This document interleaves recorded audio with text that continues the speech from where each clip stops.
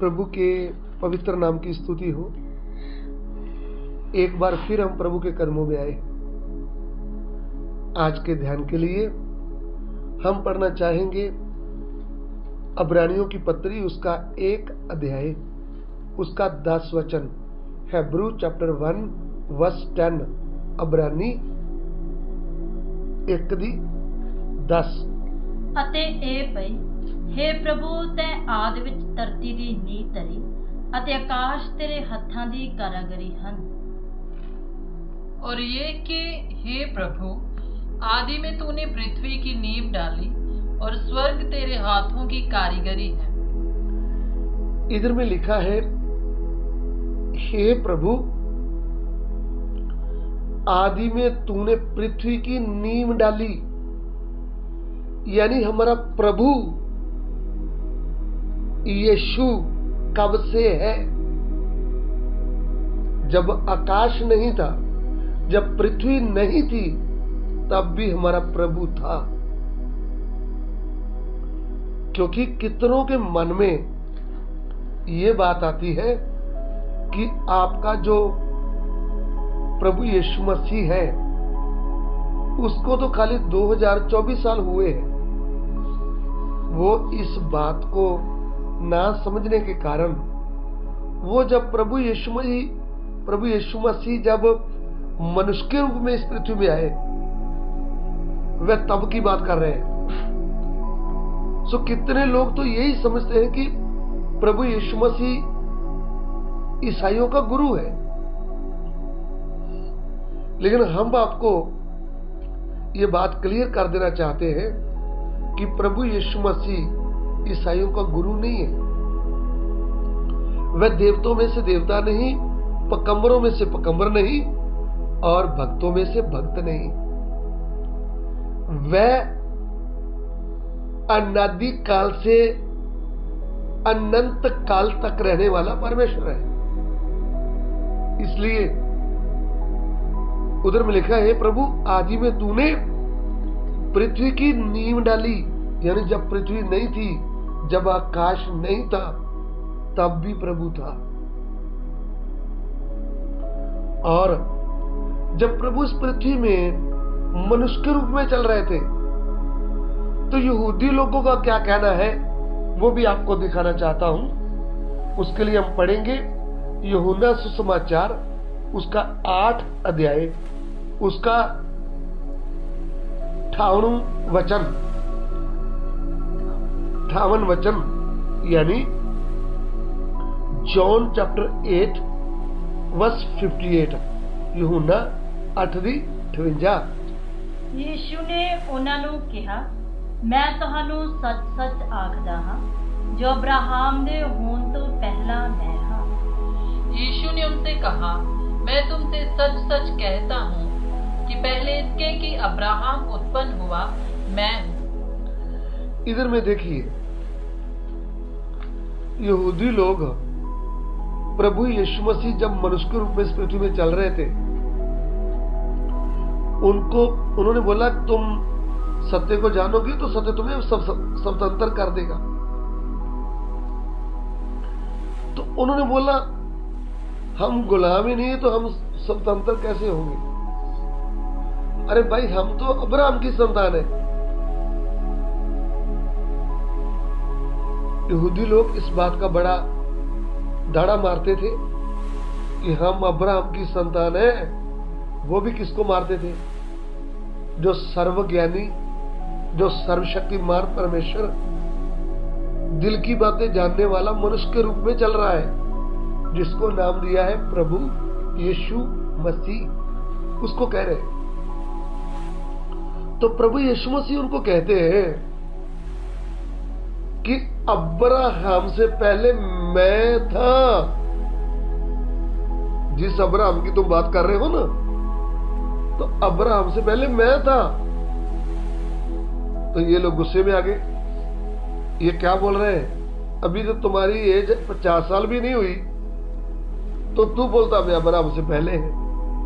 सो मेरे प्रिय भाइयों बहनों, जब हम प्रभु के वचन का ध्यान करते हैं ना, तो सचमुच हमें प्रमाण मिलता है कि प्रभु यीशु मसीह अब्राहम से पहले है। कैसे? क्योंकि वे आद में थे। वो लोग क्या सोचते थे? वो लोग शरीर की बात समझते थे, क्योंकि जब हम शरीर की बात समझेंगे, पीढ़ी की बात समझेंगे, तो कुछ लोग बोलते थे कि मसीह जो दाऊद की संतान है, कुछ लोग बोलते हैं अब्राहम की संतान है। तो उस बात को लेकर बोल रहे थे कि तू तो अभी 50 साल का भी नहीं है। सो असली में हम पीढ़ी का हिसाब लगाएंगे तो फिर हमको पता चलेगा प्रभु यीशु मसीह कौन सी पीढ़ी में आ रहे हैं। अभी मत्ती सुसमाचार 1 अध्याय उसका 17 वचन, मैथ्यू चैप्टर 1 वर्स 17, मत्ती 1:17। ਸੋ ਅਬਰਾਹਮ ਤੋਂ ਲੈ ਕੇ ਦਾਊਦ ਤੀਕ ਸਭੇ 14 ਪੀੜ੍ਹੀਆਂ ਹਨ ਅਤੇ ਦਾਊਦ ਤੋਂ ਲੈ ਕੇ ਬਾਬੁਲ ਨੂੰ ਉੱਠ ਜਾਣ ਤੀਕ 14 ਪੀੜ੍ਹੀਆਂ ਹਨ ਅਤੇ ਬਾਬੁਲ ਨੂੰ ਉੱਠ ਜਾਣ ਤੋਂ ਲੈ ਕੇ ਮਸੀਹ ਤੀਕ 14 ਪੀੜ੍ਹੀਆਂ ਹਨ। इस प्रकार अब्राहम से दाऊद तक 14 पीढ़ी हुई और दाऊद से बेबीलोन को बंदी होकर पहुंचाए जाने तक 14 पीढ़ी और बंदी होकर बेबीलोन को पहुंचाए जाने के समय से मसीह तक 14 पीढ़ी हुई। देखिए इधर में 42 यानी 42 पीढ़ी में मसीह मनुष्य के रूप में आता है। अब्राहम के बाद, दाऊद के बाद 42 पीढ़ी में प्रभु यीशु मनुष्य के रूप में आता है। उसके कारण यहूदी लोग बोलते थे अब्राहम तो हमारा पहले है, दाऊद तो पहले है, तुम तो अभी आ रहे हो। लेकिन असली में जब हम प्रभु के वचन के ऊपर ध्यान करते हैं तो हमको पता चलता है कि जब ये पृथ्वी नहीं थी, जब ये आकाश नहीं था, तब भी प्रभु था। सो प्रभु का जो राज है, उधर में लिखा है कि प्रभु तेरी राज गद्दी तो आद से ही है। इसलिए यूहन्ना सुसमाचार उसका 1 अध्याय उसका 1-2 वचन पढ़ेंगे। जॉन चैप्टर 1 वर्स 1-2, यूहन्ना 1:1-2। ਆਦਿ ਵਿੱਚ ਵਚਨ ਸੀ, ਹਰ ਵਚਨ ਪਰਮੇਸ਼ਵਰ ਦੇ ਸੰਗ ਸੀ ਅਤੇ ਵਚਨ ਪਰਮੇਸ਼ਵਰ ਸੀ। ਇਹ ਆਦਿ ਵਿੱਚ ਪਰਮੇਸ਼ਵਰ ਦੇ ਸੰਗ ਸੀ। आदि में वचन था और वचन परमेश्वर के साथ था और वचन परमेश्वर था। आदि में वचन था और वचन परमेश्वर के साथ था और वचन ही परमेश्वर था।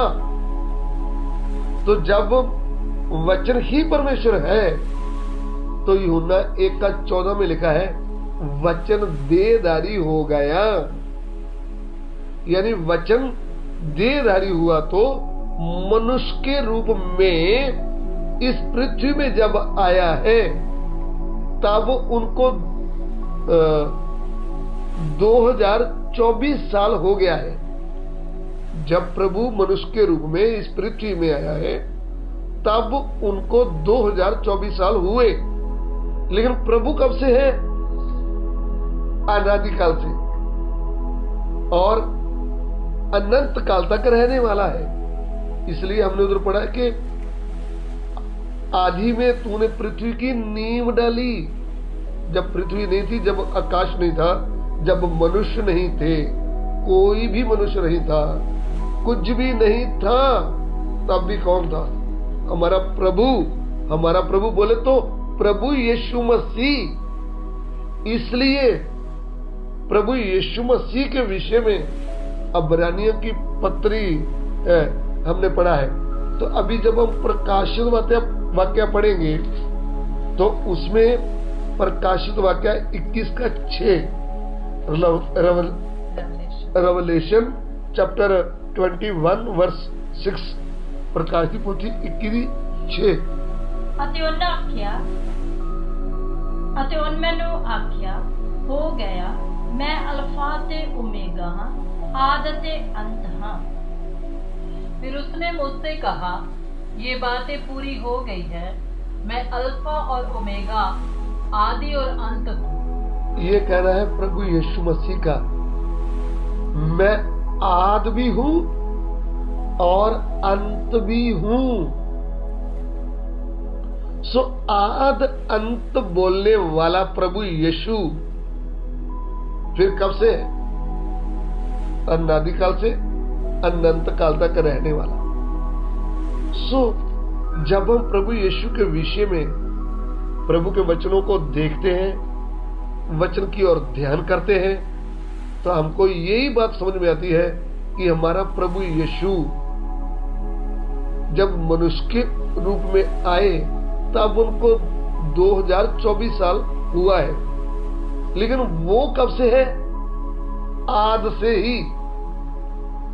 क्योंकि पवित्र बाइबल जो परमेश्वर का वचन है वो इस बात का प्रमाण देता है कि हमारा प्रभु यीशु आद से है,